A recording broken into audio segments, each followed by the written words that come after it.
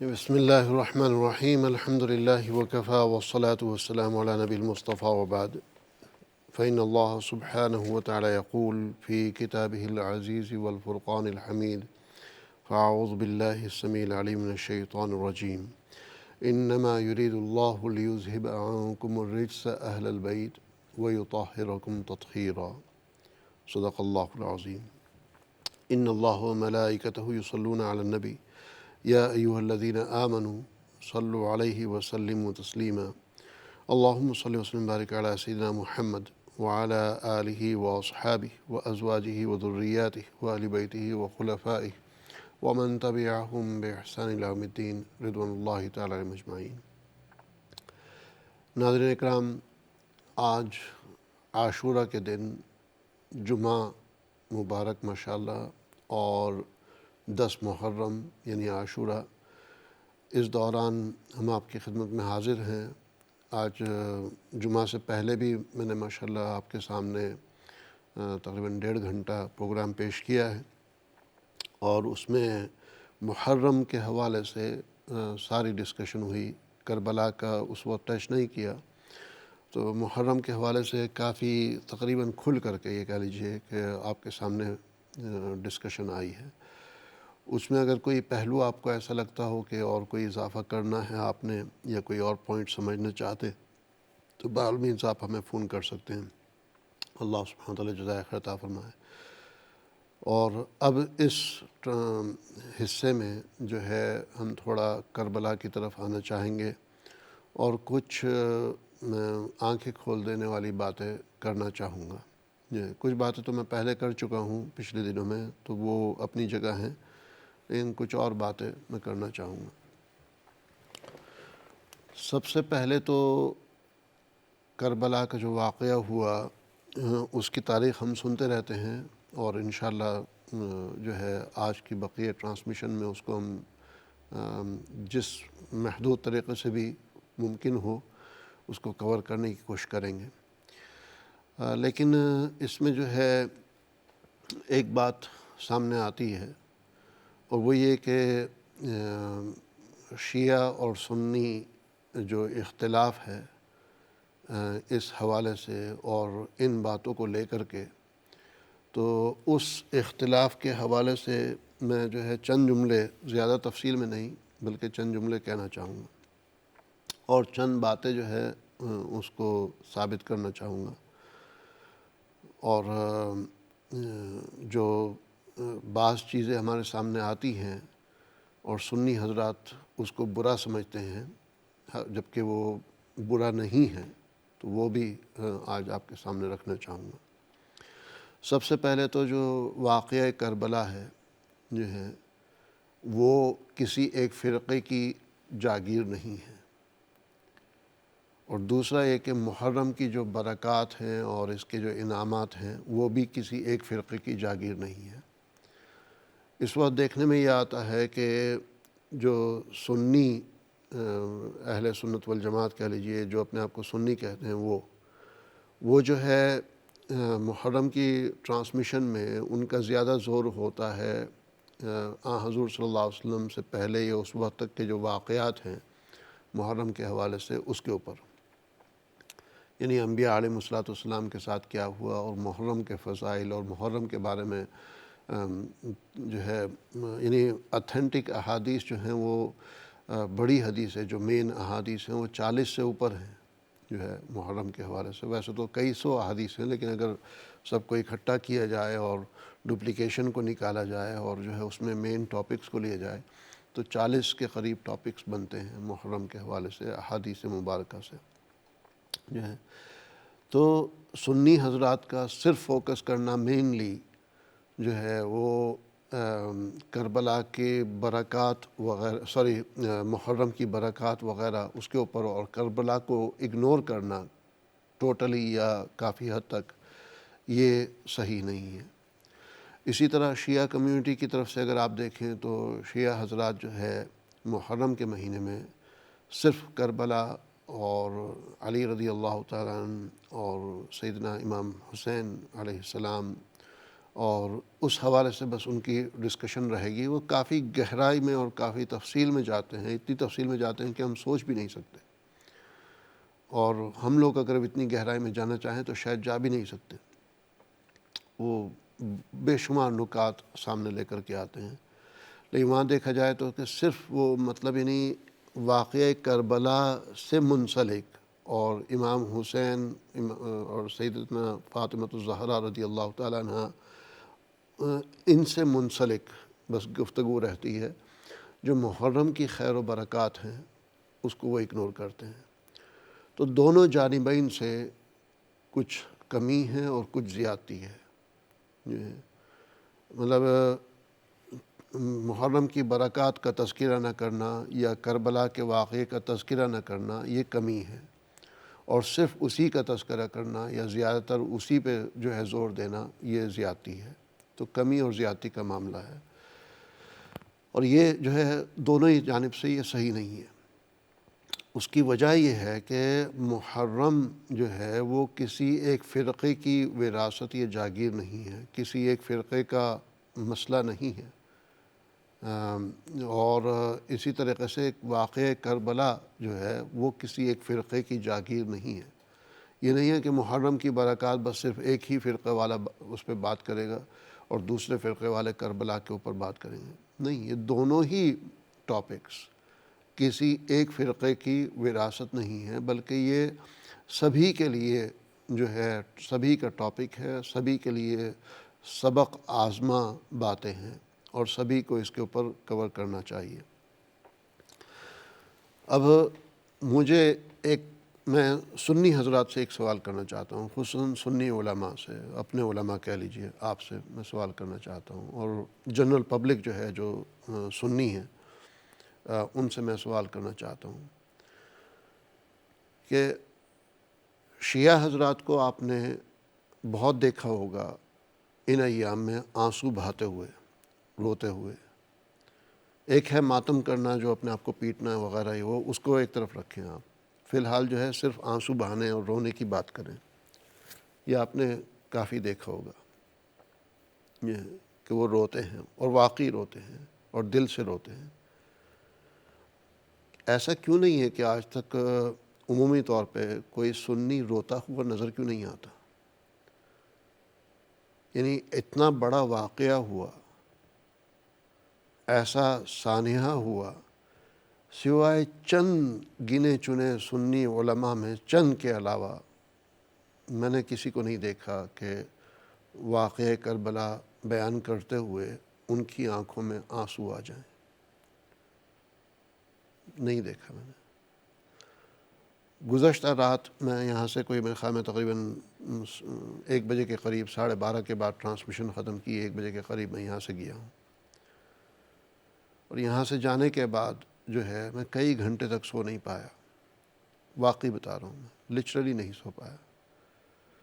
وہ کس وجہ سے نہیں سو پایا کہ جو ہم نے کربلا کے واقعے بارے میں، ایک تو یہ کہ جو مدارس میں پڑھایا جاتا ہے وہ بہت کم پڑھایا جاتا ہے، لیکن خود سے جو پڑھا کہ کربلا میں کیا ہوا، اور یہ 9 محرم کی رات کیسی گزری وہاں پر، حضور صلی اللہ علیہ وسلم کے چہیتے گھر والوں کے اوپر کیا کیا مظالم ڈھائے گئے، ان کے غلاموں کے اوپر کیا کیا مظالم ڈھائے گئے، کس طریقے کا رویہ رہا، حضور صلی اللہ علیہ وسلم کا دل کس طرح چھنی چھنی ہوا حضور صلی اللہ علیہ وسلم کی زندگی ہی میں، کس بات سے میں بھی بتاتا ہوں تھوڑے دیر میں۔ حضور صلی اللہ علیہ وسلم کی کیا کیفیت ہوتی ہوگی جس وقت وہ سیدنا امام حسین کو دیکھتے ہوں گے، اپنے نواسے کو جو ہے، وہ جو گلے سے لگاتے ہوں گے، ان کی کیا کیفیت ہوتی ہوگی۔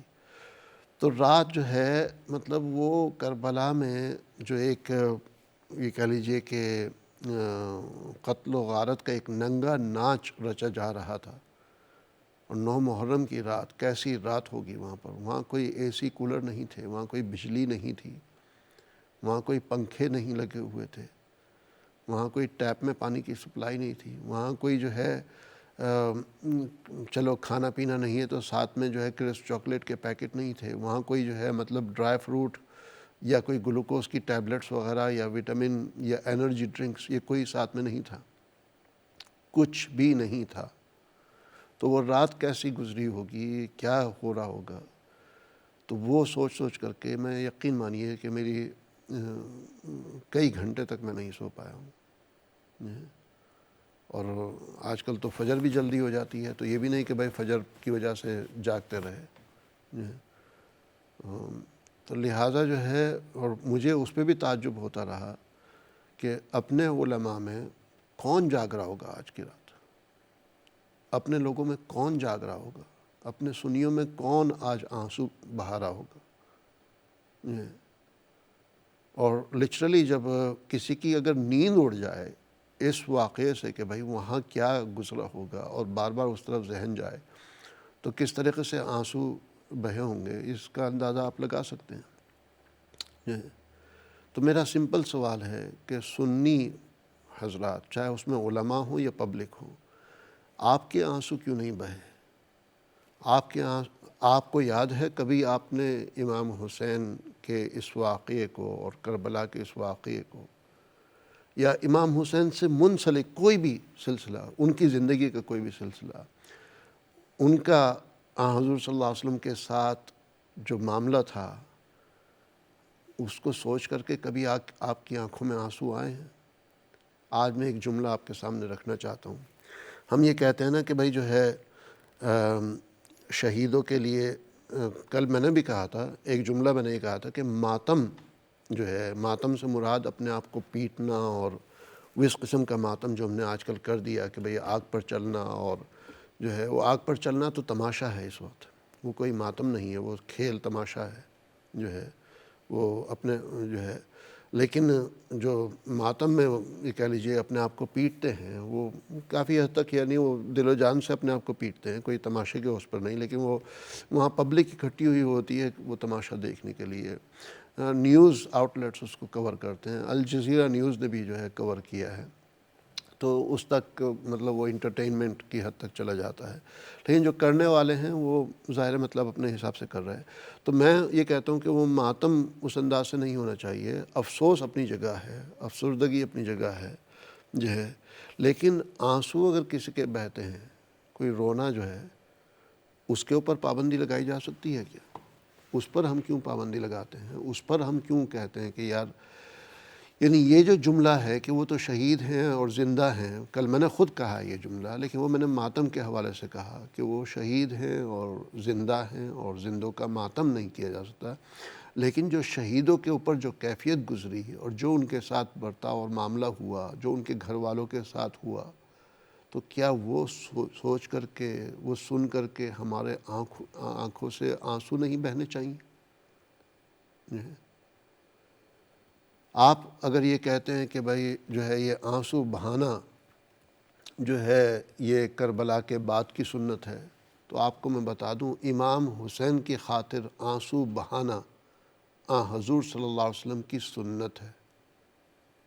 جی صحیح سنا آپ نے کہ امام حسین کی خاطر، اور صرف ان کی اس وجہ سے نہیں کہ بھائی وہ میرے نواسے ہیں، ان کی کربلا کی وجہ سے، کربلا کے واقعے کی وجہ سے جو ان کے ساتھ ہونے والا ہے، اس واقعے کی وجہ سے ایک دفعہ نہیں، 2 دفعہ نہیں، 10 دفعہ نہیں، 20 دفعہ نہیں، سینکڑوں دفعہ یہ کہہ لیجئے بلکہ ہزاروں دفعہ حضور صلی اللہ علیہ وسلم کی آنکھوں میں آنسو آئے ہوں گے. ایک موقع کے اوپر جبرائیل علیہ السلام آئے حضور صلی اللہ علیہ وسلم کے حجرے میں. اس وقت امام حسین بھی وہاں پر موجود تھے. سمجھ نہیں آ رہا ہے کس طریقے سے یہ واقعہ میں بیان کر پاؤں گا آپ کو جو ہے، اور سمجھ نہیں آ رہا ہے آپ اس کو کس طریقے سے جو ہے لیں گے. بیان کرنے کی ہمت نہیں ہے، لیکن بیان کرتا ہوں. اور یہ کوئی کربلا کا واقعہ نہیں ہے، یہ حضور صلی اللہ علیہ وسلم کے گھر کا واقعہ میں بتا رہا ہوں. زینب رضی اللہ تعالیٰ عنہ وہاں حجرے میں اس وقت موجود تھی، اندر جو ہے امام حسین موجود ہیں. جبرائیل علیہ السلام آتے ہیں اور فرماتے ہیں کہ امام حسین کے بارے میں کچھ بات کرنی ہے آپ سے. حضور صلی اللہ علیہ وسلم زینب رضی اللہ تعالیٰ عنہ کو فرماتے ہیں کہ زینب دیکھنا کوئی جو ہے اس وقت کوئی اور نہ آئے اندر، میں فرشتے سے ذرا بات کر رہا ہوں. تو وہ اس حساب سے ایک لحاظ سے کہہ لیجیے چوکیداری یا پہرے داری کر دیے کہ کوئی حضور صلی اللہ علیہ وسلم کو ڈسٹرب نہ کرے اس ٹائم کے اوپر. اور وہ جو ہے حضور صلی اللہ علیہ وسلم فرشتے سے کی بات سنتے ہیں، اور تھوڑی دیر کے اندر اندر زینب علیہ السلام کو رضی اللہ تعالیٰ عنہا کو حضور صلی اللہ علیہ وسلم کے زور زور سے رونے کی آواز آتی ہے. حضور صلی اللہ علیہ وسلم حسین رضی اللہ تعالیٰ عنہ، امام حسین علیہ السلام جو ہے ان کو لپٹا کر کے رو رہے ہیں، جو ہے ان کو لپٹا کر کے رو رہے ہیں. زینب رضی اللہ تعالیٰ عنہ وہ آتی ہیں، آ کر کے پوچھتی ہیں کہ یا رسول اللہ کیا ہوا؟ آپ تو اتنے خوش تھے کہ فرشتہ کچھ خاص بات کرنے آئے ہیں، جبرائیل کوئی خاص بات کرنے آئے ہیں آپ سے، آپ تو اتنے خوش تھے، ایک دم یہ کیا ہو گیا؟ تو وہ فرماتے ہیں رسول اللہ صلی اللہ علیہ وسلم نے زینب سے کہا کہ یہ فرشتے نے مجھے بتایا کہ میرے اس نواسے کو کس طریقے سے شہید کیا جائے گا، کس طریقے سے قتل کیا جائے گا، میرے اس نواسے کے ساتھ کیا کیا ظلم ہوگا جو ہے. اور مجھے اس زمین کی مٹی بھی میرے سامنے پیش کی ہے، مجھے لا کر کے پیش کی ہے اس زمین کی مٹی جہاں پر اس کے ساتھ یہ قتل و غارت ہوگا. تو رسول اکرم صلی اللہ علیہ وسلم کی زندگی میں رسول اکرم صلی اللہ علیہ وسلم کو پتہ تھا حضور صلی اللہ علیہ وسلم جو امام حسین کو لپٹا کر کے روئے ہیں وہ کیسا رونا ہوگا، وہ کیا کیفیت ہوگی. حضور صلی اللہ علیہ وسلم کے بیٹوں میں کوئی جو ہے بڑی عمر تک نہیں پہنچے، بیٹوں میں کوئی بڑی عمر تک نہیں پہنچے. حضور صلی اللہ علیہ وسلم کے بیٹوں میں جو ہے قاسم نام کے بھی اور جو ہے تو، لیکن یہ کہ بیٹوں میں کوئی بڑی عمر تک نہیں پہنچے. بیٹی پہنچی فاطمہ رضی اللہ تعالیٰ عنہ، اور فاطمہ کے بیٹے ہیں حسن اور حسین جو ہے. رسول اکرم صلی اللہ علیہ وسلم کو ان سے وہی لگاؤ تھا جو اپنے بیٹوں کے ساتھ ہوتا ہے، ڈبل لگاؤ تھا. اپنی اولاد کے ساتھ جو لگاؤ ہوتا ہے وہ بھی تھا، اور اپنے پوتے نواسوں کے ساتھ جو لگاؤ ہوتا ہے وہ بھی تھا.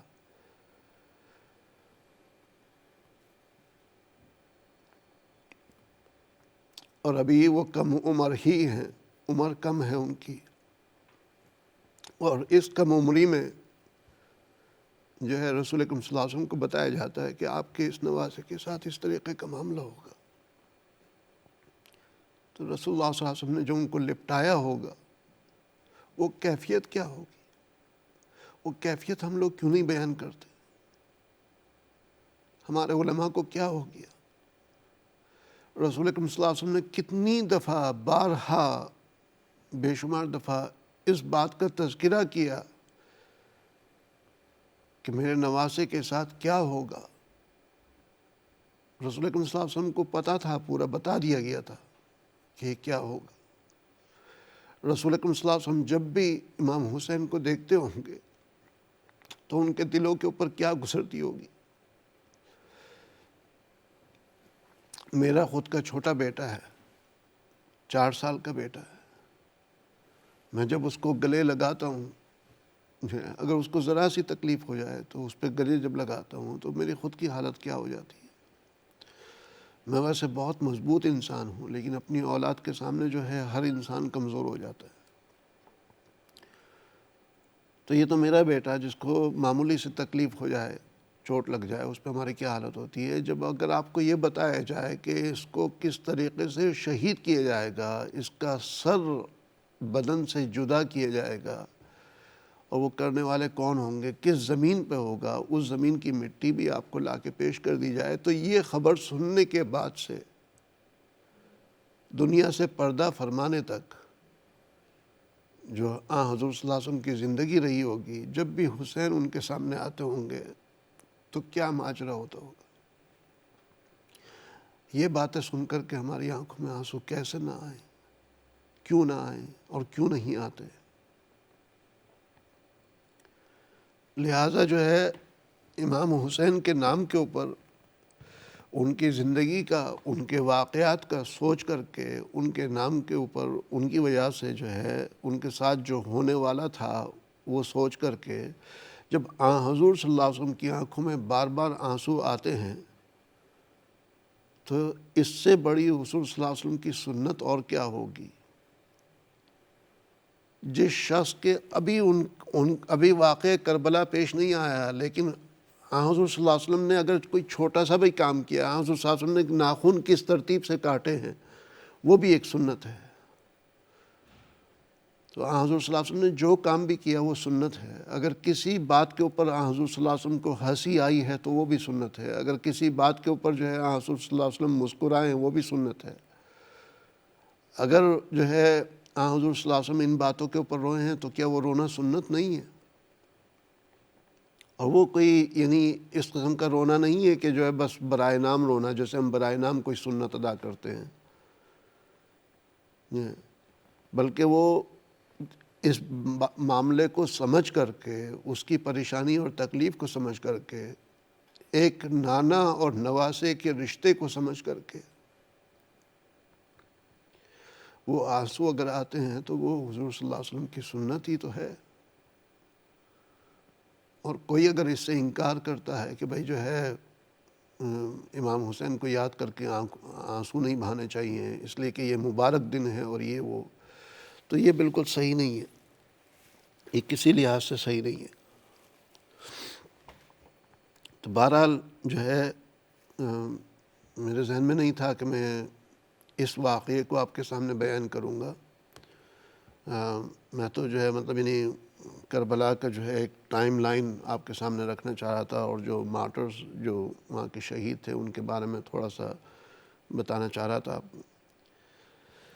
لیکن ایک سوال جو ہے جب اچانک ذہن میں آیا تو پھر وہ سوال کرنا پڑا، اور وہ سوال کرنے کے لیے یہ ثابت کرنا پڑا آپ کو کہ حسین کے نام کے اوپر رونا تو نبی کی سنت ہے بھائی۔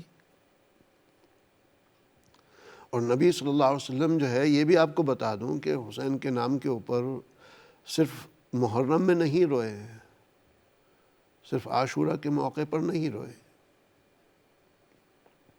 امام حسین کے نام کے اوپر حضور صلی اللہ علیہ وسلم تو میں سمجھتا ہوں ہر لمحہ جب بھی جو ہے انہوں نے حسین کو دیکھا ہوگا، فرشتے کی یہ اطلاع کے بعد، یہ خبر کے بعد، تو ان کے اوپر کیا گزری ہوگی، ان کے دل کس طرح آنسو سے رہے ہوں۔ یعنی وہ شخصیت جو نبیوں کے سردار ہیں، وہ شخصیت جو نبیوں کے سردار ہیں، وہ شخصیت جن کی وجہ سے کائنات کو پیدا کیا گیا، وہ شخصیت کہ جن کو جو ہے ایک واقعی حقیقی معنی میں شہزادے کی طرح رکھا گیا،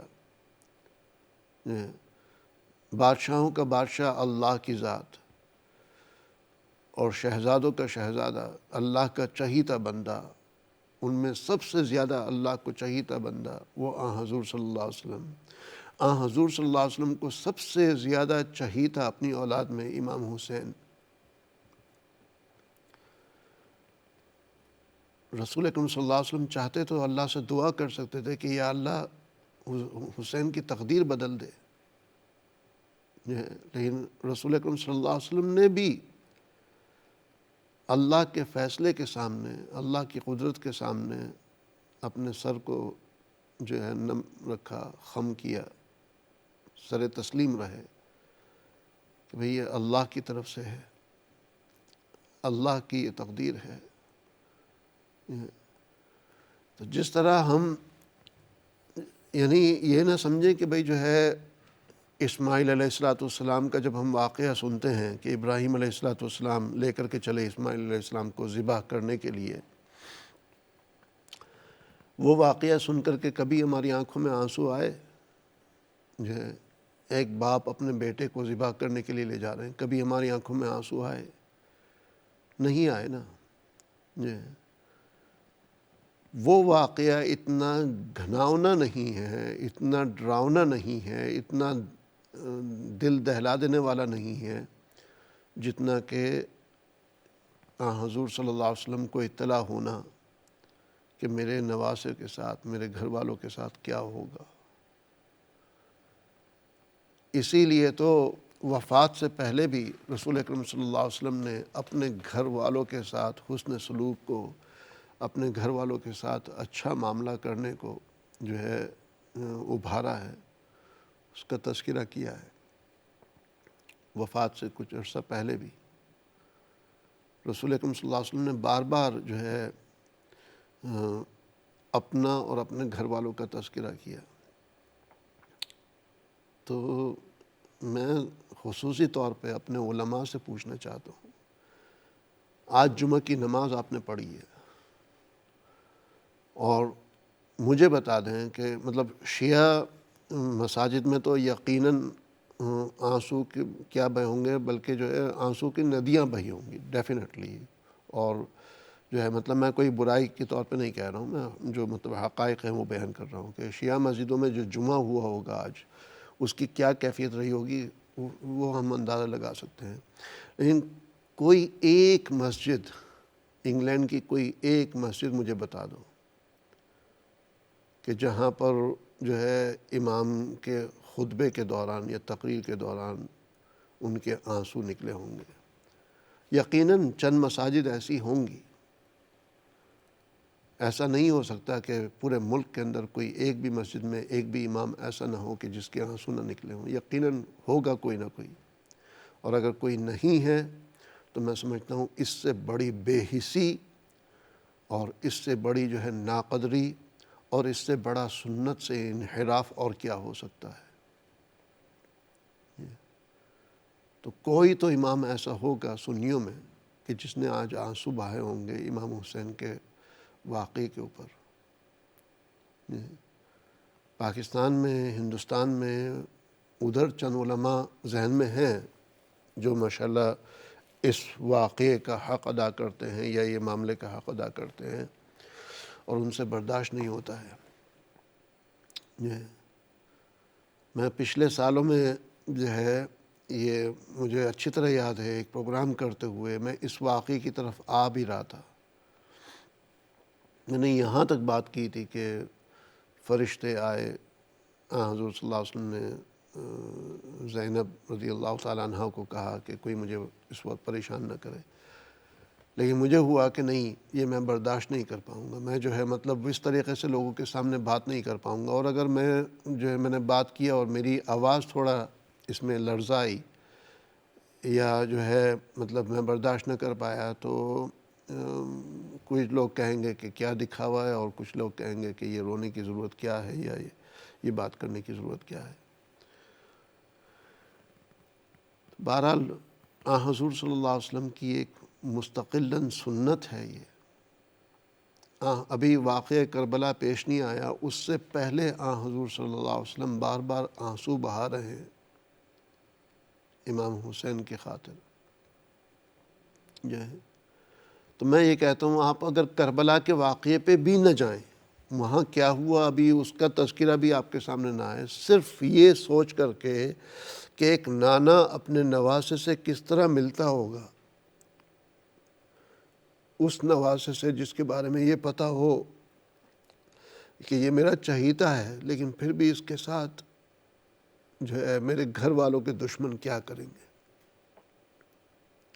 حضور صلی اللہ علیہ وسلم چاہتے تو ان دشمنوں کو بد دعا دے کر کے ملیا میٹ کر سکتے تھے،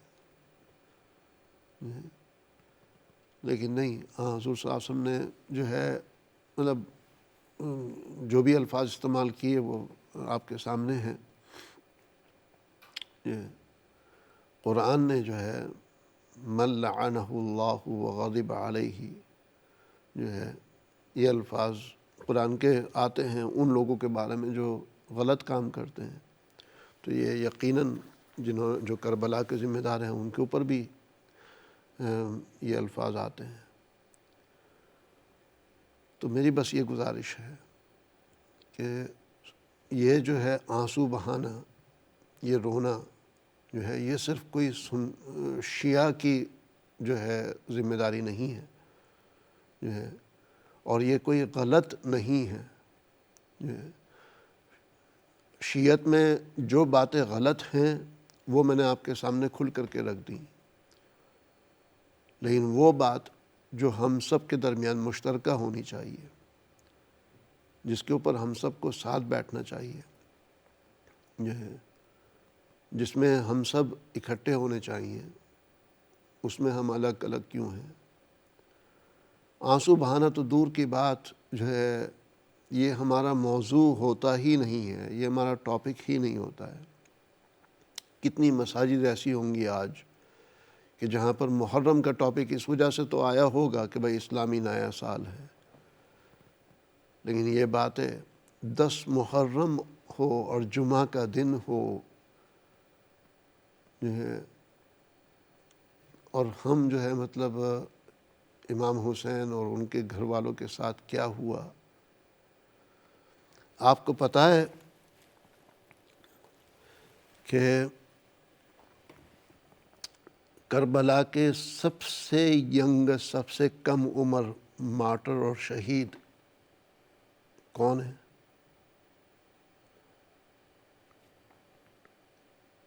سب سے کم عمر شہید کربلا میں جو ہے کوئی 100 کے قریب شہید ہوئے ہیں، 100 کے قریب، 100 کے قریب شہداء ہیں، اور جو کتابوں میں لسٹ آتی ہے وہ 72 کے تو نام آتے ہیں باقاعدہ پورے نام کے ساتھ، اور میں سمجھتا ہوں چند نام ہیں جو اس کے اندر مینشن نہیں کیے گئے۔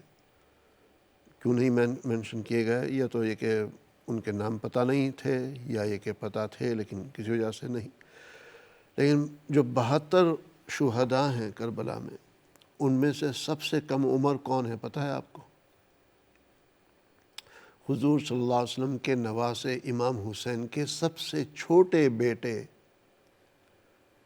جو ابھی ٹوڈلر بھی نہیں ہے، ٹوڈلر بھی نہیں ہے، جو ابھی بالکل ٹائنی بیبی ہے، جس نے ابھی مطلب بولنا بھی نہیں شروع کیا، جس نے ابھی چلنا بھی شروع نہیں کیا۔ علی اصغر ان کا ٹائٹل ہے، زین العابدین ان کا نام ہے، خود حسین کے بیٹے ہیں وہ سب سے چھوٹے۔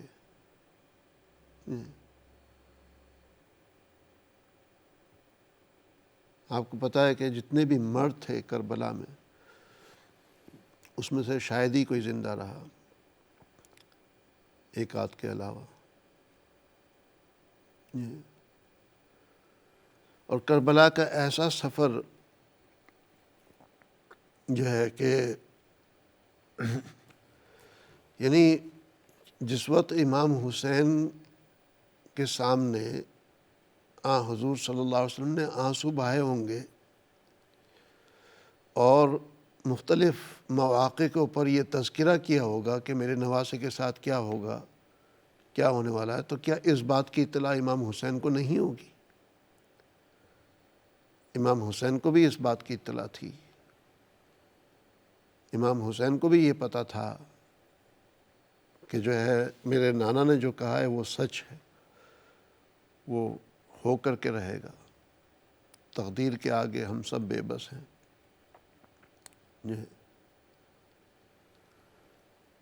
پھر بھی امام حسین جو ہے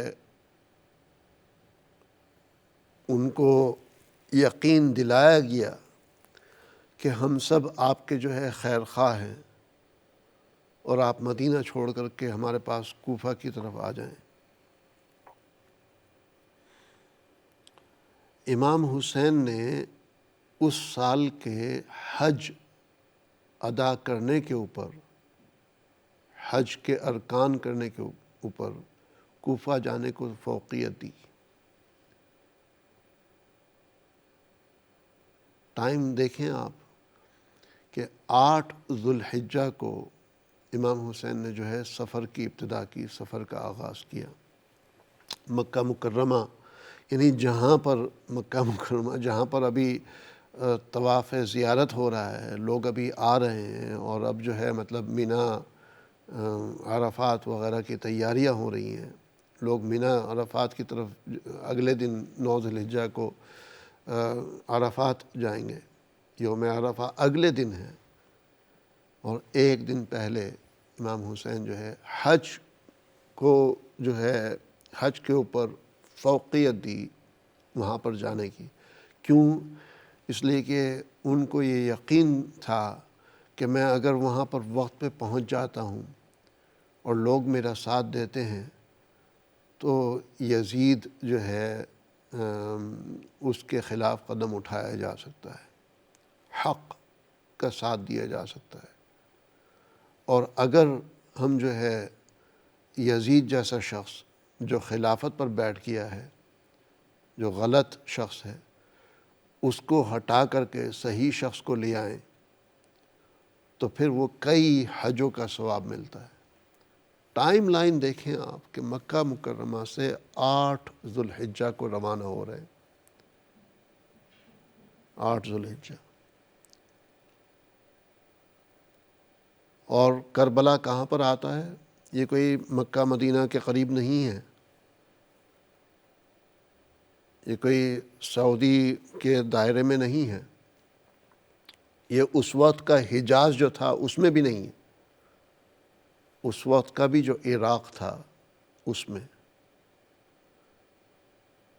وہاں پر جو کربلا ہے. اور کربلا کا نام پہلے کچھ اور تھا. کربلا کا اس میدان کا نام جو ہے کچھ اور تھا، اس علاقے کا نام میرے ذہن سے نکل گیا، ابھی تھوڑی دیر ذہن میں آتا ہے تو میں بتاتا ہوں.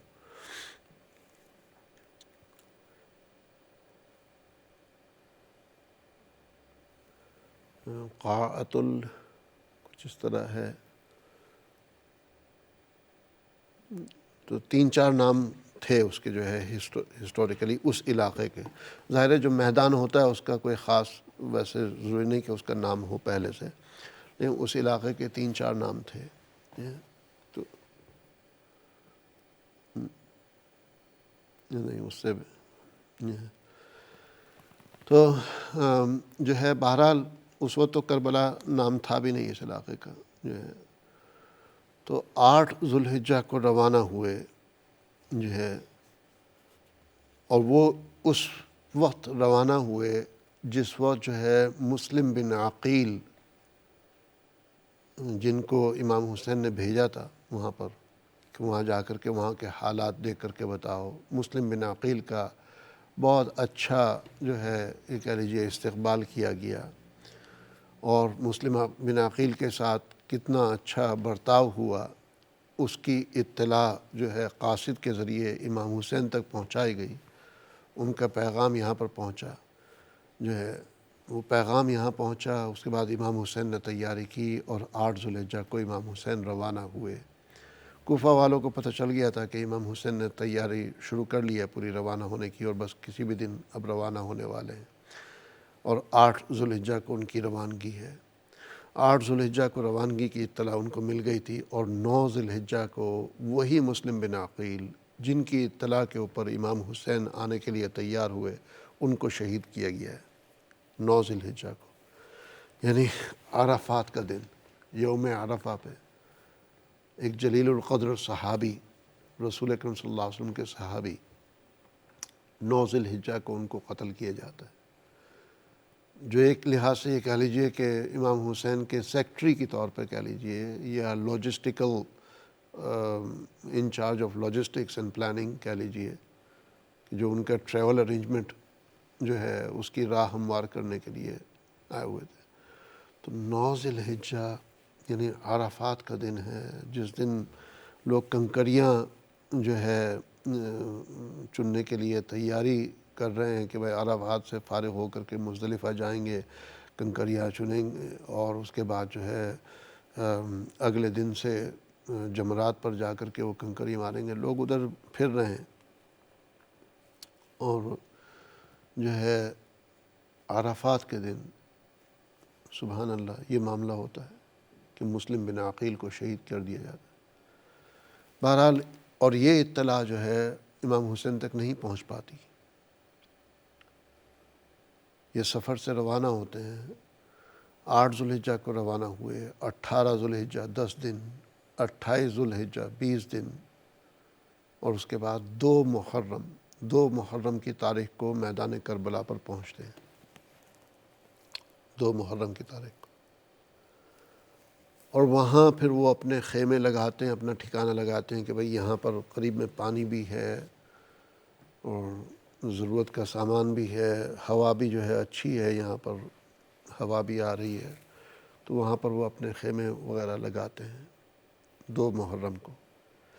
یعنی وہ سفر جو ہے 22، 23، 24 دن کا جو سفر ہے وہ کیسا سفر رہا ہوگا۔ 2 محرم کو وہاں پہنچتے ہیں، اور اس کے بعد 3 محرم کو، اگلے ہی دن 3 محرم کو یزید کے جو فوجی ہیں وہ آ کر کے ان کا محاصرہ کر لیتے ہیں۔ کربلا کا محاصرہ ہوتا ہے وہاں پر، اور اس طریقے سے وہ کرتے ہیں کہ جو ہے مطلب ان کے یہ وہاں پر انہوں نے ٹھکانہ اس لیے لگایا تھا کہ بھئی ساتھ میں پانی بھی ہے اور نہر ہے جو ہے مطلب پینے کے لیے، نہانے دھونے کے لیے، صفائی ستھرائی کے لیے پانی میسر ہوگا، لیکن نہیں، جو ہے کسی چیز کا وہ نہیں۔ تو اور 3 محرم کو مطلب وہاں آرمی پہنچتی ہے، اور جو ہے 6 محرم کے بعد سے جو ہے مطلب یعنی پورا اس طریقے سے محاصرہ ہو جاتا ہے کہ نہ ان کو وہاں سے کہیں باہر جانے دیا جاتا ہے۔ 3 محرم سے 6 محرم تک تو وہ پانی بھی جو ہے چلو لے کے آ رہے، بھر کے لے کر کے آ رہے، خواتین لے کر کے آ جاتی تھیں، گھر کے بچے جو ہے پانی لے کر کے آ جاتے تھے 6-7 محرم تک۔ 7 محرم کا دن ہوتا ہے جس دن سے پانی بالکل بند، پانی کی سپلائی بالکل بند، 7 محرم سے پانی کی سپلائی کمپلیٹلی شٹ ڈاؤن جو ہے۔ اور اس کے بعد جو ہے 9 محرم کو امام حسین کا جو ذاتی خیمہ تھا جس میں وہ تھے، اس پر دائرہ جو ہے گھیراؤ تنگ کر دیا جاتا ہے کہ اب یہ خود جو ہے کسی اور کے پاس نہ جا پائیں۔ تو ناظرین اکرام، اس طریقے کی یہ ٹائم لائن رہی، وہ سفر رہا۔ اب امام حسین کو بھی پتہ تو تھا کہ کسی نہ کسی وقت ان کی زندگی میں یہ ہونا ہے، یہ واقعہ ان کو پتہ تھا کہ کسی نہ کسی وقت ان کی زندگی میں ہونا ہے، لیکن وہ حق کی خاطر اور حق کو بلند کرنے کی خاطر انہوں نے ہر خطرہ مول لیا، ہر خطرہ مول لیا۔ جس وقت 8 ذوالحجہ کو وہ روانہ ہوئے تو اس سے چند دن پہلے جب انہوں نے سفر کی تیاری شروع کی، اور سفر کی تیاری مطلب آج کل تو ہم جو ہے چند منٹوں میں سفر کی تیاری کر لیتے ہیں نا، بھائی گئے جا کے پیٹرول فل کیا اور کہاں جا رہے، بھائی اسکاٹ لینڈ جا رہے ہیں، ایک فل ٹینک میں اسکاٹ لینڈ تک پہنچ جائیں گے، چند منٹوں میں ٹینک فل کیا اور اس کے بعد نکل لیے۔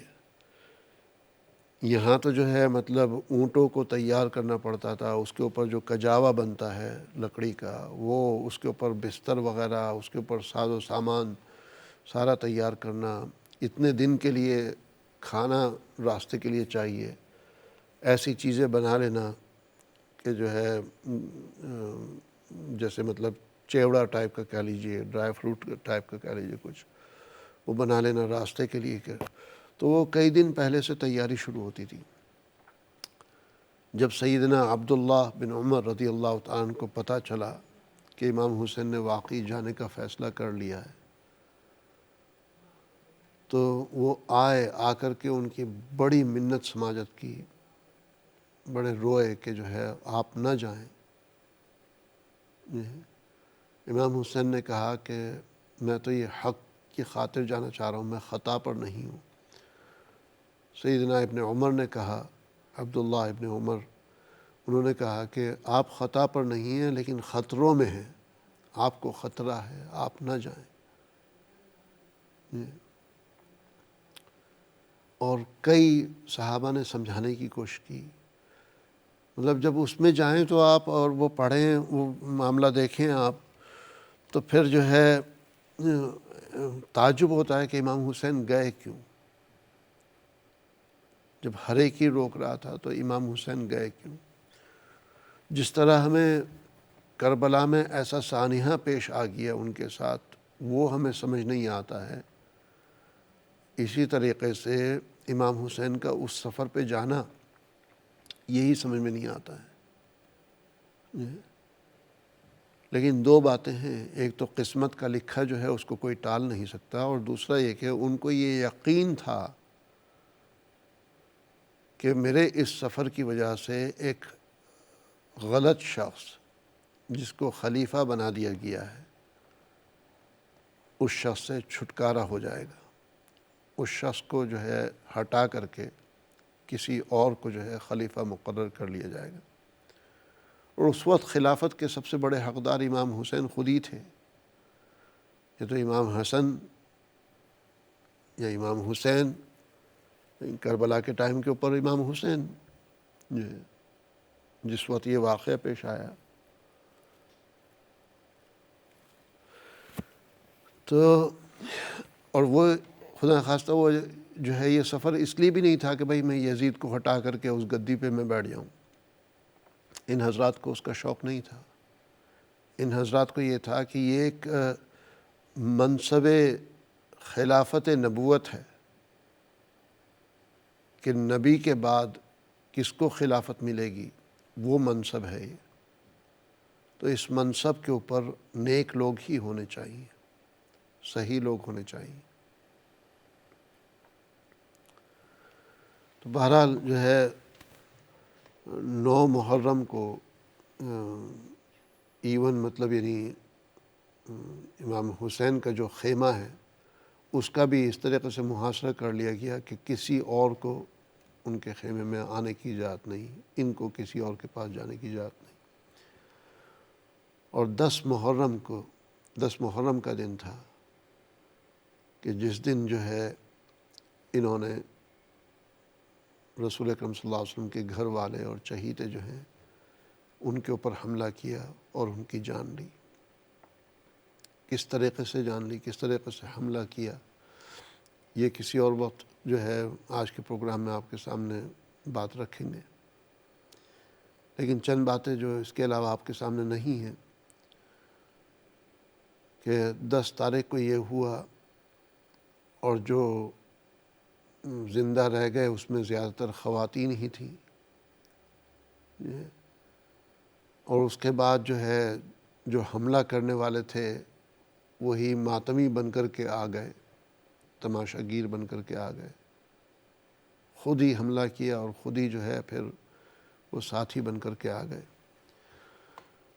ایک دھوپ کا سماں ہے، گرمی، شدت کی گرمی ہے، شدت کی گرمی ہے۔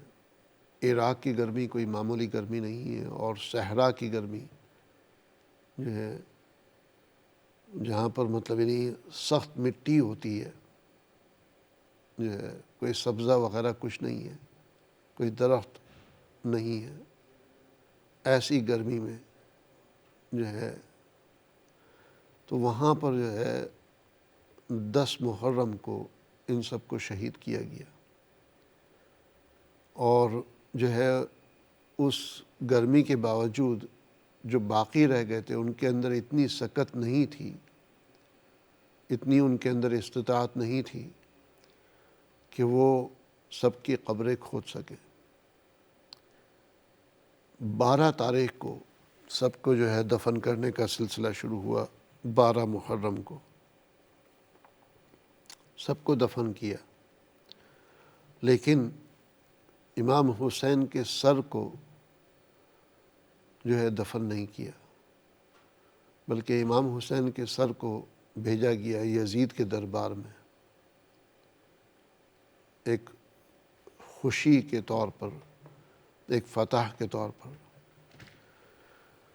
اب آپ یہ دیکھیں کہ یہ لوگ جنہوں نے عرفہ کے دن، جو اسلام کی تاریخ کا ایک عظیم الشان دن ہوتا ہے، عرفہ کا دن، اس دن مسلم بن عقیل کو، جو کہ قاصد ہیں، جو کہ ایک میسنجر ہیں، پولیٹیکل میسنجر کہہ لیجیے آپ، یہ ہے کہ جسے سفیر ہوتا ہے، ایمبیسڈر ہوتا ہے، وہ ہیں اور ان کو قتل کیا. اور کسی سفیر اور ایمبیسڈر کو قتل کرنا دنیا کے کسی بھی قانون کے حساب سے صحیح نہیں ہے. عرفہ کے دن ان کو قتل کیا.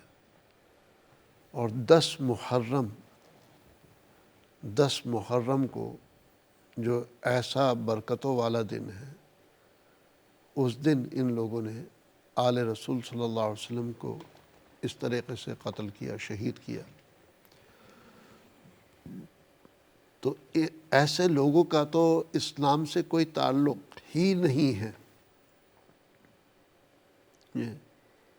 امام حسین کو اگر کسی نے سوئی بھی چبائی ہے نا، سوئی بھی چبائی ہے، سوئی چبانے والا شخص، تو وہ بھی جنت نہیں جا سکتا. تو کوئی ان کو تلوار سے ان کا جو ہے سر الگ کر دے، اس کے بارے میں آپ کہتے ہیں کہ ہمیں خاموش رہنا چاہیے. اس کے بارے میں آپ کہتے ہیں کہ ہمیں تو یہ اللہ کے اوپر چھوڑ دینا چاہیے. آپ کے سامنے اس وقت وہ آیت کیوں نہیں آتی کہ وَمَنْ قَتَلَ مُؤْمِنًا مُتَعَمِّدًا فَجَزَاؤُهُ جَهَنَّمُ خَالِدًا فِيهَا، کہ جو شخص ایک مؤمن کو جان بوجھ کر کے قتل کرتا ہے. وَمَنْ قَتَلَ مُؤْمِنًا، کسی شخص نے اگر ایک مؤمن کو قتل کیا متعمدًا، جان بوجھ کر کے.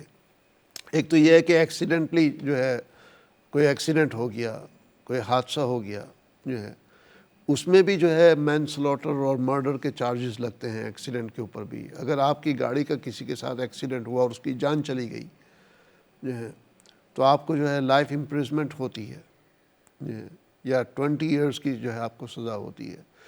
تو اگر کوئی مؤمن کو جان بوجھ کر کے ومن قتل مؤمنا، قرآن کی آیت بیان کر رہا ہوں، غور سے سنیے گا، ومن قتل مؤمنا، جس شخص نے ایک مؤمن کو قتل کیا متعمدا، جان بوجھ کر کے، فجزاؤہ جہنم خالدا فیہا، اس کی سزا جو ہے جہنم ہے جس میں وہ ہمیشہ ہمیشہ رہے گا. وغضب اللہ علیہ، ایسے شخص کے اوپر اللہ کا غصہ ہے، اللہ کی ناراضگی ہے. ولعنہ، اور اللہ ایسے شخص کے اوپر لعنت بھیجتا ہے. وَأَعَدَّ لَهُ عَذَابًا عَلِيمًا، اور اللہ نے ایسے شخص کے لیے دردناک عذاب رکھ رکھا ہے. یہ آیت ہر اس شخص کے لیے ہے جو مؤمن ہو اور اس کو کوئی قتل کر دے. اگر ایک عام مؤمن کو قتل کرنے کے اوپر اللہ کی ناراضگی ہے، اللہ کی لعنت اس شخص کے اوپر ہے، اور اللہ نے جو ہے جہنم میں ہمیشہ ہمیشہ رہنے کا اور تکلیفوں کے ساتھ اس کے جہنم میں رہنے کا اگر اعلان کیا ہے، تو پھر جو ہے اگر ایک عام مومن کے قاتل کا یہ معاملہ ہے، اس کے ساتھ یہ برتاؤ ہوگا، تو امام حسین اور آل بیت کے قاتلوں کے ساتھ کیا برتاؤ ہوگا؟ وہاں پر آپ کو کیوں تردد ہوتا ہے کہ بھئی ان کے بارے میں ہم کچھ لب کشائی نہ کریں؟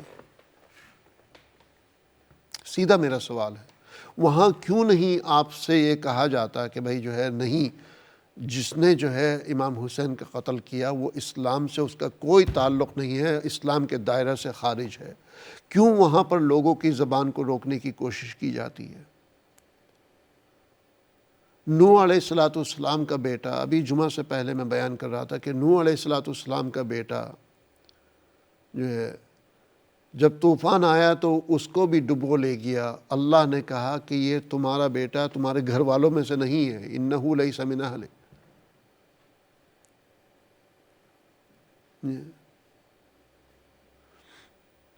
نوح علیہ السلام نے دعا کی تھی اپنے بیٹے کی خاطر، پروردگار کے سامنے گزارش پیش کی تھی. اللہ سبحانہ تعالیٰ نے کہا تمہارا بیٹا جو ہے یہ کوئی جو ہے تمہارے گھر والوں میں اس کا شمار نہیں ہے، انہ لیس من اہلک. تو جب نبی کا بیٹا جو ہے وہ اگر غلط کام کرتا ہے، فرعون کی بیوی پکی مومنہ تھی، لیکن ایک فرعون اور ایک زندیق اور ایک جو ہے گنہگار شخص کی نیک بیوی ہونے کا اس کو کوئی فائدہ نہیں ہوا. لوط علیہ السلام کی بیوی وہ گنہگار تھی، اور جب عذاب آیا تو ان کی بیوی بھی گئی۔ نبی کی شوہر نبی ہو، وہ نبی شوہر ہونے کا کوئی فائدہ نہیں ہوا۔ تو یہاں پر یزید کس کی اولاد ہے کس کی نہیں ہے، واٹس بگ ڈیل؟ جب قرآن کا اعلان ہے، مجھے یہ بتا دیں کہ کیا جو ہے یہ سارا معاملہ جو ہوا یزید کے حکم پر نہیں ہوا؟ کیا یزید کو اس واقعے کی اطلاع نہیں تھی؟ اور اگر یزید آپ کے اتنے ہی چہیتے ہیں اور آپ اتنی ہی زیادہ صفائی پیش کرنا چاہتے ہیں، تو جس شخص نے امام حسین کا سر ان کے سامنے پیش کیا، تو اس شخص اور اس شخص کے سارے ساتھیوں کو یزید نے پھر قتل کیوں نہیں کیا کہ تم نے ایسے شخص کی جان لی ہے؟ تو یزید کو جو ہے مطلب یعنی کہ اس نے جو ہے امام حسین اور جو ہے ان کے گھر والوں کو، ان کے جو ہے غلاموں کو اور دیگر مسلمان جو ان کے ساتھ تھے ان کو شہید کیا، اس کے اوپر ہم سکوت کیوں اختیار کرتے ہیں؟ مجھے کیوں یہ کہا جاتا ہے کہ بھئی یار یہ ٹاپک میں جو ہے نا آپ یہ ذرا گرے ایریا اس میں نہ جائیں، یہ ریڈ لائن ہے، اس کو آپ کراس نہ کریں؟ کیا گرے ایریا ہے؟ قرآن نے بلیک اینڈ وائٹ کہہ دیا، قرآن نے بلیک اینڈ وائٹ کہہ دیا۔ آپ کے سر پہ تو اس وقت پڑے گی اگر آپ کے ساتھ، آپ کے گھر والوں کے ساتھ، آپ کی اولاد کے ساتھ کوئی اس طرح کرے، اور پھر ہم دیکھتے ہیں کہ آپ ایسے شخص کے بارے میں کیسے خاموش رہتے ہیں، آپ کی اولاد کے قاتل کے بارے میں کیسے آپ خاموش رہ سکتے ہیں؟ تو جتنے بھی اس وقت کے یزیدی تھے، اس کے جتنے بھی فوجی تھے، ان کے بارے میں سکوت اختیار کرنا، میں جو ہے مطلب مخالفت تو دور کی بات، صرف سکوت اختیار کرنا، یہ سکوت اختیار کرنا جو ہے یہ آپ کے ایمان کے اوپر بہت بڑا حرف ہے، بہت بڑا حرف ہے۔ میں معذرت کے ساتھ کہ مطلب اس میں کیا معذرت کے ساتھ کیا معذرت کروں میں آپ سے، کون سا میں غلط بات کر رہا ہوں؟ اور میں یہاں اس لیے نہیں بیٹھا ہوں کہ کوئی شیعوں کو خوش کروں۔ آج تک کی جو میری پروگرامنگ ہوئی ہے، محرم میں جو چند پروگرام کیے ہیں میں نے یکم محرم سے اب تک، اس میں کون سا میں نے شیعہ حضرات کو خوش کرنے کی بات کر لی ہے؟ آج پہلی دفعہ مطلب میں اس لائن پہ بول رہا ہوں، تو ابھی تک کے کون سی پروگرامنگ میں آپ مجھے کہہ سکتے ہیں کہ میں نے شیعہ حضرات کو خوش کرنے کی بات کی ہے؟ ان کے اوپر جو ہے میں نے ان کے ہر قدم کے اوپر، ہر عمل کے اوپر تقریباً جو ہے میں نے طنز کیا ہے، ان کے ماتم کرنے کے اوپر، ان کے آگ پہ چلنے کے اوپر، ان کے جو ہے تلوار اور جو ہے زنجیریں وغیرہ چلانے کے اوپر، جس طریقے سے وہ برتاؤ کرتے ہیں اس مہینے میں، ہر اس کے اوپر جو ہے وہ کیا ہے۔ لیکن آج میں مطلب اپنی طرف سے بات کرنا چاہ رہا ہوں کہ بھائی جو صحیح ہے جو ہے اس کے اوپر جو ہے ہم اس کو کیوں نہیں بیان کرتے، اور جو غلط ہے ہم اس کو کھل کر کے غلط کیوں نہیں کہتے، جو قاتل ہے ہم اس کو قاتل کیوں نہیں کہتے۔ قرآن نے اگر ایک شخص کے بارے میں جو کسی نارمل مومن، جو اس دور کا مومن ہو، اس دور کا مسلمان ہو، 1450 سال کے بعد کا مسلمان ہو، جو ہے اس کو کوئی قتل کر دے تو وہ شخص ہمیشہ ہمیشہ کے لیے جہنم میں ہے، اللہ کی لعنت اس کے اوپر ہے، اللہ کا غصہ اس کے اوپر ہے، اور صرف یہی نہیں کہ ہمیشہ جہنم میں رہے گا، کوئی اندھیری کوٹڑی میں رہے گا، بلکہ اس کے لیے دردناک عذاب اللہ نے تیار کر رکھا ہے۔ قرآن کی آیت ہے۔ اور یزید کے بارے میں جو ہے ہم کہتے ہیں کہ بھئی خاموش رہیں، مجھ سے تو یہ نہیں ہوگا، میرے سے یہ نہیں ہو پائے گا۔ آپ اپنے ایمان کو ٹٹولیں، اپنی ذرا فکر کریں۔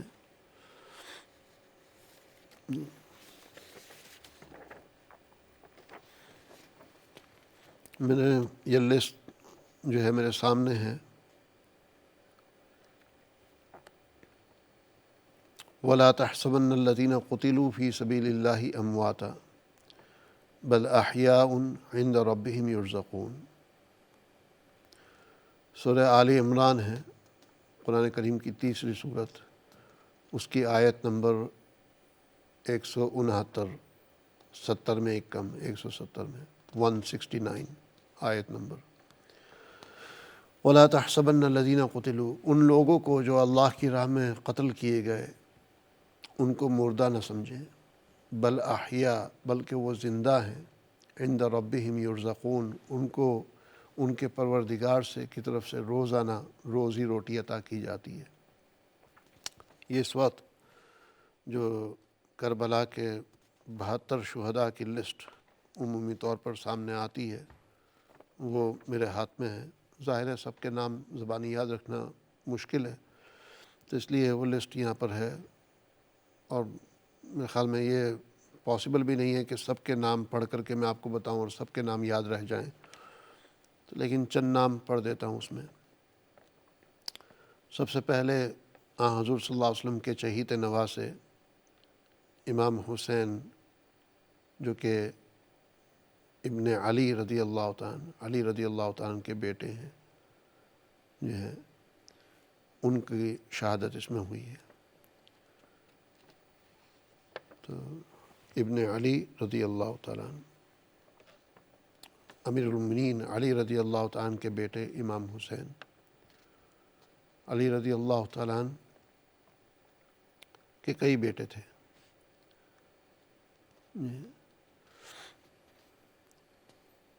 ان کے ساتھ ساتھ امام حسین کے بڑے بیٹے جن کا نام علی اکبر ہے، جو ہے ان کو بھی اس میں شہید کیا گیا۔ ان کے بعد جو ہے علی اصغر، جن کا نام عبداللہ بھی آتا ہے، بعض جگہ زین العابدین بھی غالباً آتا ہے نام، تو علی اصغر ابن حسین ابن علی رضی اللہ تعالیٰ جو ہے وہ بھی ہے۔ یہ عبداللہ ان کا نام ہے، جو کہ امام حسین کے بیٹے ہیں، لیکن ایک اور عبداللہ ہیں جو علی رضی اللہ تعالیٰ کے بیٹے ہیں، امام حسین کے بھائی عبداللہ ابن علی۔ پھر جو ہے ابو الفضل عباس العباس ابن علی، میں نے آپ کو بتایا نا کہ علی رضی اللہ تعالیٰ عنہ کے اور بھی 4 اور بیٹے تھے جو کربلا میں شہید ہوئے، جن کے نام آتے ہیں، جیسے عبداللہ کا نام آیا، امام حسین کا نام آیا، تو لیکن 4 بیٹے اور تھے جو ہے، جس میں ابو بکر، عمر، عثمان، ان 3 ناموں کے علی رضی اللہ تعالیٰ عنہ کے بیٹے وہ شہید ہوئے، اور چوتھے عباس۔ تو یہ ابو الفضل العباس ابن علی جو ہے ان کا نام یہاں پر ہے۔ اس کے بعد جعفر بن علی، حضرت علی رضی اللہ تعالیٰ عنہ کے بیٹے جعفر، دیکھ رہے ہیں آپ علی رضی اللہ تعالیٰ عنہ کے کتنے بیٹوں کو قربان کیا گیا ہے اس واقعے میں۔ پھر اس کے بعد جو ہے عثمان ابن علی رضی اللہ تعالیٰ عنہ، جو 4 بیٹوں کا نام میں نے بتایا تھا، اس میں عثمان کا نام۔ پھر محمد بن علی رضی اللہ تعالیٰ عنہ، علی رضی اللہ تعالیٰ عنہ کے بیٹے محمد۔ پھر ابو بکر بن الحسین ابن علی رضی اللہ تعالیٰ عنہ، کہ ابو بکر ابن الحسن، کہ امام حسن کے بیٹے ابو بکر، وہ بھی جو ہے اس میں موجود تھے۔ پھر عبداللہ ابن الحسن ابن علی، کہ امام حسن کے بیٹے عبداللہ جو ہے، پہلے جو 2 عبداللہ کے نام آئے اس میں ایک بیٹے عبداللہ امام حسین کے، دوسرے بیٹے عبداللہ علی رضی اللہ تعالیٰ عنہ، اور تیسرے بیٹے عبداللہ جو کہ امام حسن کے۔ تو امام حسن، امام حسین اور علی رضی اللہ تعالیٰ عنہ، تینوں کے 3 بیٹے، تینوں کے نام عبداللہ جو ہے ان کو شہید کیا گیا۔ پھر امام حسن کے ایک بیٹے امام قاسم کے نام سے مشہور ہیں، تو امام قاسم ابن الحسن ابن علی رضی اللہ تعالیٰ عنہ، پھر عون بن عبداللہ بن جعفر الطیار رضی اللہ عنہ۔ اب اگر یہ لسٹ کے حساب سے دیکھیں تو علی رضی اللہ تعالیٰ عنہ کے بچے اور پوتے نواسوں میں جو ہے 1 2 3 4 5 6 7 8 9 10 11 کربلا کی سب سے مظلوم شخصیت، کربلا کے سب سے مظلوم باپ وہ علی رضی اللہ تعالیٰ عنہ ہیں، اگرچہ وہ دنیا میں اس وقت نہیں تھے۔ ظاہر دنیا میں وہ ہوتے تو پھر یہ کربلا کا واقعہ ہی نہ ہوتا، چونکہ امیر المومنین وہ ہوتے، لیکن کوئی ایک مظلوم، سب سے بڑی مظلوم شخصیت ہے کہ علی رضی اللہ تعالیٰ عنہ کے اتنے بیٹوں کو اس میں شہید کیا گیا۔ 11 کے نام تو آپ کے سامنے آ گئے۔ پھر اس کے بعد جعفر طیار کے بیٹے عون بن عبداللہ، پھر جعفر طیار کے دوسرے بیٹے محمد بن عبداللہ جو ہے یہ، پھر جعفر بن عقیل جو ہے ان کا تذکرہ پہلے کیا، عبداللہ ابن مسلم ابن عقیل، عقیل کے پوتے جو ہے وہ بھی اس میں شہید ہوئے۔ ابو عبداللہ ابن مسلم ابن عقیل، عقیل کے دوسرے پوتے وہ اس میں شہید ہوئے۔ محمد بن ابو سعید بن عقیل، عقیل کے تیسرے پوتے وہ اس میں شہید ہوئے۔ سلیمان نام کے جو ہے تابعی کہہ لیجئے، غالباً تابعی ہیں، صحابی نہیں ہوں گے، تابعی ہوں گے، سلیمان نام کے، یہ جو کہ غلام ہیں امام حسین کے غلام، ان کو بھی شہید کیا گیا۔ منجہ جو کہ امام حسین کے غلام ہیں ان کو بھی شہید کیا گیا۔ پھر مسلم بن اشجع اسدی جو ہے ان کو بھی شہید کیا گیا۔ سعید ابن عبداللہ الحنفی ان کو بھی شہید کیا گیا۔ بشر ابن عمرو الخضرمی ان کو بھی شہید کیا گیا۔ اور جہاں تک یہ یزید کی بات ہے تو اگرچہ یہ یزید کی آرمی جو ہے شہید کر رہی تھی ان کو، لیکن شہید ہونے والوں میں بھی ایک کا نام یزید تھا، وہ ہے یزید ابن الحسین جو ہے، جو کہ قرآن کے ریسائٹر تھے، قرآن کے قاری تھے بہت زبردست، ان کو بھی جو ہے یزید نام کے جو ہے مطلب بھی شہید ہوئے اس میں۔ پھر ان کے بعد عمران ابن الکلب الانصاری جو ہے مدینہ منورہ کے، ان کو بھی شہید کیا گیا۔ نعیم ابن الاجلان الانصاری ان کو بھی شہید کیا گیا۔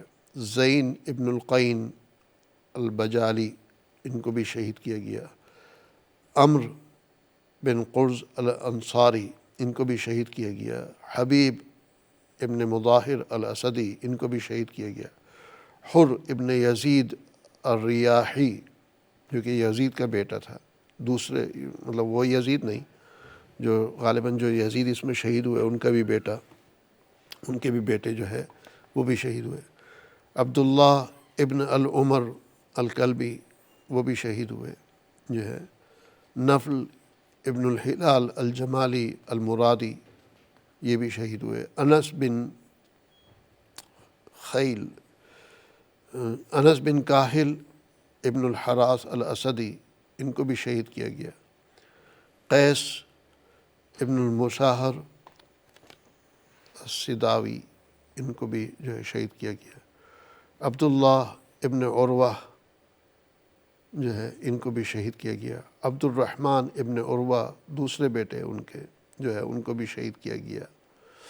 اور یہ دونوں جو ہے پوتے ہیں الحراق الغفاری کے دونوں پوتے جو ہے ان کو شہید کیا گیا۔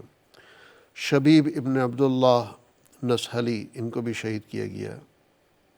جون جو کہ غلام ہیں ابو ذر الغفاری رضی اللہ تعالیٰ عنہ کا نام کس نے نہیں سنا، ان کے جو غلام تھے جون کے نام سے، ان کو بھی شہید کیا گیا۔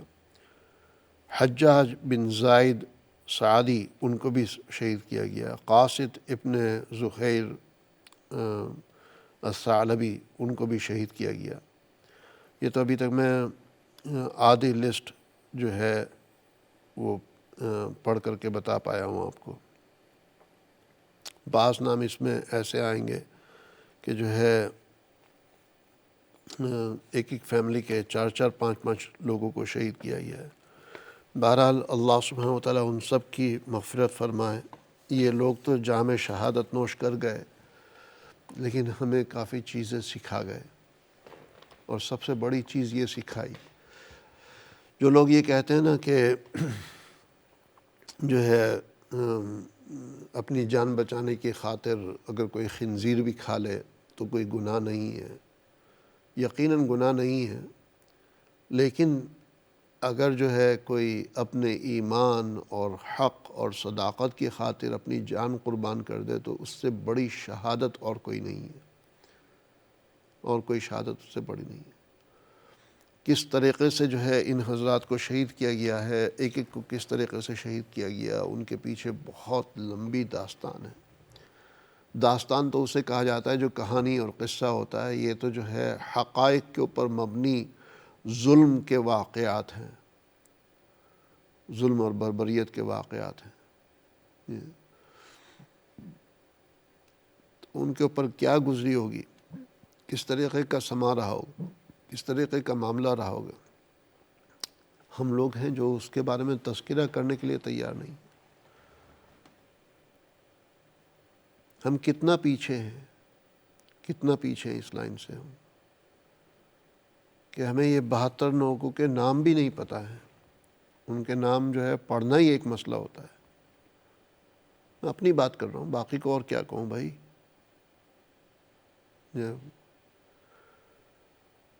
تو ہم لوگ کیوں نہیں اس کے اوپر کچھ کرتے؟ اور میں پورا محرم گزر گیا کیا، اور یعنی آج 10 محرم ہے، تو اب آ کر کے دل پر پتھر رکھ کر کے یہ باتیں کر رہا ہوں۔ آج تک میں اس لیے خاموش تھا کہ شاید اپنے علماء میں کوئی آپ سامنے آ جائے، شاید کوئی اور بات کر دے، شاید کوئی جو ہے یہ کر لے کہ جس کو میں بیس بنا کر کے یہ کہہ سکوں کہ نہیں بھائی، ہم لوگ بھی جو ہے افسردہ ہیں، ہماری آنکھوں میں بھی آنسو آ جاتے ہیں، ہم بھی جب ایک نانا اور نواسے کا معاملہ دیکھتے ہیں تو ہم بھی جو ہے بلک بلک کر رونے لگتے ہیں۔ یہاں تو آنسو آنا کیا، آنکھیں نم بھی نہیں ہوتی ہیں، آنکھیں نم بھی نہیں ہو پاتی۔ جی ہاں، اور آنکھیں نم ہونا تو دور کی بات، جو ہے اس بات سے منع کیا جاتا ہے کہ بھئی یہ تذکروں میں نہ جاؤ، یہ باتیں نہ کرو، یزید کو برا بھلا نہ کہو۔ تو قرآن اگر لعنت بھیج رہا ہے ایسے لوگوں کے اوپر،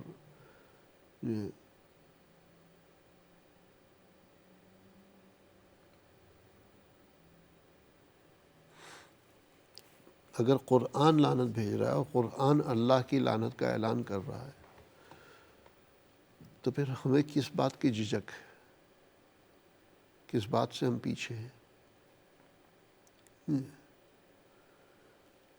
لہٰذا ان حضرات کے ساتھ جو واقعات پیش آئے، جو معاملہ پیش آیا ہے، اس کو سمجھنے کی ضرورت ہے۔ تو ایک وقفے کی طرف جاتے ہیں انشاءاللہ، بریک کے بعد پھر چند منٹوں میں واپس حاضر ہوتے ہیں آپ کی خدمت میں، اور یہ پروگرام کو جاری رکھتے ہیں اور اگلے پہلو کی طرف چلتے ہیں انشاءاللہ۔ تو کے بعد آپ کے میں سے کچھ لوگوں کی کالیں آئیں، اور جو بات میں کر رہا ہوں وہ صحیح ہے غلط ہے تو مجھے بتائیں، ٹیلی فون کر کے تھوڑا سا بتائیں مجھے۔ ابھی آپ فون کر لیں، بریک کے فوراً بعد میں آپ کی کالیں لیتا ہوں۔